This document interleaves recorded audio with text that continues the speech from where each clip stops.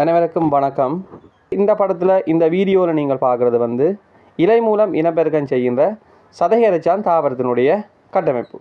இதில் பார்த்தீங்களென்று சொன்னால் சதைகரைச்சான் தாவர இலையினுடைய விளிம்பு பகுதிகளிலே இருந்து புதிய சதைகரைச்சான் தாவரங்கள் எவ்வாறு உருவாகுகின்றது இந்த வீடியோவில் தெளிவாக காட்டப்படுகிறது. சதைகரைச்சான் தாவரம் மட்டும் அல்ல, பிகோனியா தாவரமும் இந்த இலை மூலம் இனப்பெருக்கம் செய்கிற ஒரு தாவரம் ஆகும். பொதுவாக தாவரங்கள் இனப்பெருக்கம் செய்வதில் இரண்டு வகையான இனப்பெருக்கங்கள் காணப்படுகின்றது. ஒன்று இயற்கையான பதியமுறை இனப்பெருக்கம், மற்றது செயற்கையான பதியமுறை இனப்பெருக்கம்.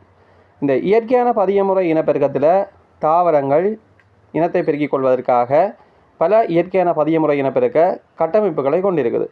அந்த வகையில் பார்த்தீங்களென்று சொன்னால் வேர் மூலம் இனம்பெறுகிற தாவரங்கள் இருக்குது, உறிஞ்சிகள் மூலம் இனம்பெறுகிற தாவரங்கள் இருக்குது, இலை மூலம் இனம்பெறுகிற தாவரங்கள் இருக்குது, குமுளம் மூலம் இனம்பெறுகிற தாவரங்கள் இருக்குது, நிலக்கீழ் தண்டு மூலம் இனம்பெறுகிற தாவரங்கள் இருக்கிறது. அதில் வேர்த்தண்டு கிழங்கு, தண்டு கிழங்கு, தண்டு குமிழ், தண்டு முகுள் ஆகியவற்றின் மூலம் இனம்பெறுகிற தாவரங்கள் இருக்குது. இதெல்லாம் தாவரங்களுடைய இயற்கையான பதியமுறை இனப்பெருக்க கட்டமைப்புகள். மேலும் இது போன்ற தவறுகளை அறிந்து கொள்வதற்காக எமது அறிவமுது யூடியூப் பக்கத்தினை ஃபாலோ செய்யுங்கள்.